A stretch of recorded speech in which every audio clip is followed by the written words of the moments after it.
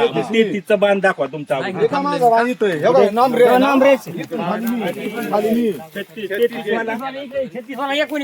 छत्तीसचं कोण आहे?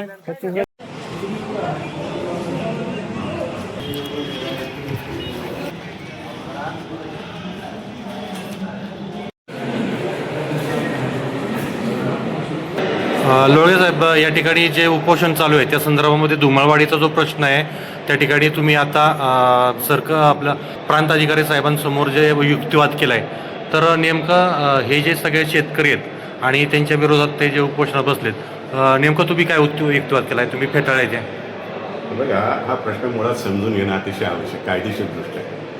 उपोषणाबद्दल म्हणाल तर ज्या वेळेला अशा संदर्भातला वाद हा कोर्टात प्रलंबित आहे, मी ज्यावेळेला कोर्टात म्हणतो त्यावेळेला दोन्ही कोर्ट आले, रेव्हेन्यू कोर्ट आणि सिव्हिल कोर्ट. रेव्हेन्यू कोर्टामध्ये देखील अपील क्रमांक 8721 पेंडिंग आहे आणि त्या ठिकाणी ह्या ठिकाणी तहसीलदार त्या ठिकाणी आत्ता देखील या ठिकाणी एक अपील जे आहे ते पेंडिंग आहे. मग असं जर असेल तर ज्या वेळेला कोर्टामध्ये वाद चालू आहे अशा वेळेला तुम्ही उपोषण करताय, त्याचा अर्थ एकच होतो, तो म्हणजे तुम्ही कोर्टाला दम देण्याचा प्रयत्न करता. त्याने कायद्यामध्ये कदापि मान्य नाही. प्रश्न जर उपोषणच करण्याचा असेल तर विरोधी बाजूने त्यांच्या बाजूने जर 5 लोक पक्षकार जर का उपोषणाला बसले असतील तर विरोधी बाजूची 25 मंडळी या ठिकाणी उपोषणाला. पण प्रत्येक शेतकऱ्याला हा रस्ता पाहिजे, तुम्ही सांगितलं की सर्वे बांधावून द्यायला हरकत नाही. बरोबर आहे, रस्ता देण्याबद्दल हरकत नाही, पण त्याच्यात जर का चुकीच्या काही गोष्टी घडत असतील तर त्याला आम्ही निश्चित विरोध करणार. आणि तो विरोध कायदेशीर मध्ये असतो, तो म्हणजे असा की रस्ता हा नेहमी सर्वे नंबरच्याच बांधावरून गेला पाहिजे. रस्त्याच्या जर जमिनीतून कुठून गेला असेल तर तो आम्हाला कदापि. आतापर्यंतचे आदेश होते, ते 3-4 आदेश ते चुकीचे होते.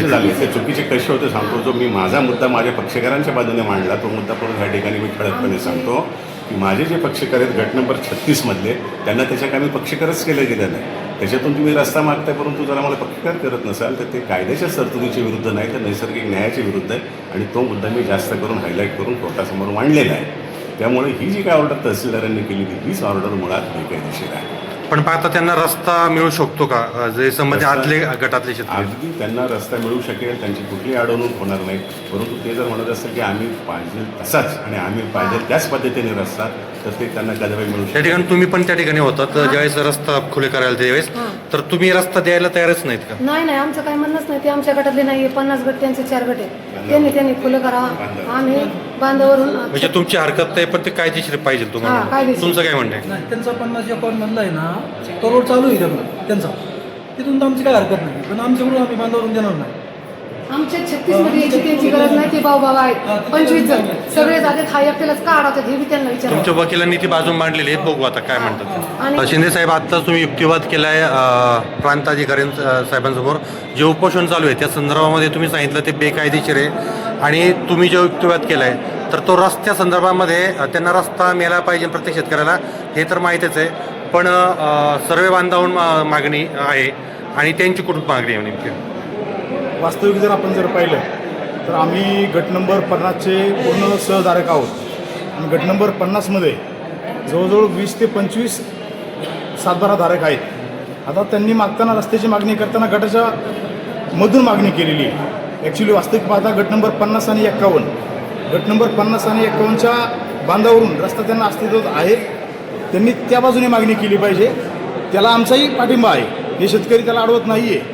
परंतु जाणून बुजून बेकायदेशीरपणे आंदोलन करायचं आणि पूर्ण सरकारी यंत्रणा विटीस धरायची आणि बेकायदेशीरपणे रस्त्याची मागणी करणं हे पूर्णपणे चुकीचं आहे. दुसरी गोष्ट, अनेक असे शेतकरी की त्यांना माननीय तहसीलदार साहेबांपुढे त्यांनी 143च्या अर्जात पार्टीच केलेली नाही आहे. अशा लोकांच्या विरुद्ध हा रस्ता दिलेला तो मेंटेनेबल आहे का, तर नाही आहे.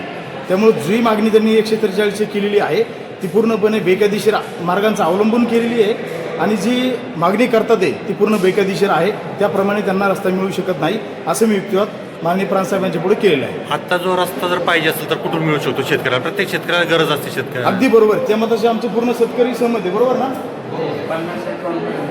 50 आणि 51च्या सर्वे नंबरवरून साहेब रस्ता आहे, ऑलरेडी आम्ही त्यांना तो दिलेला आहे, त्यावरून ते वहिवाटही करतात. आता ते गटाच्या मधोमध मागणी करतात. असा अजून कुठं कायदा नाही की गटाच्या मधोमध मागणी करण्याचा. 143ची संकल्पना ही दोन्ही गटांच्या बांधावरून रस्ता मिळाला पाहिजे असं त्यामध्ये सांगितलेलं आहे. त्यामुळे बेकायदेशीरपणे जी मागणी केलेली आहे रस्त्याची आणि त्याच पद्धतीने खाली तहसीलदार साहेबांचा आदेश जो झालेला आहे तो आम्ही चॅलेंज केलेला आहे. आता उपोषण संपल्यावर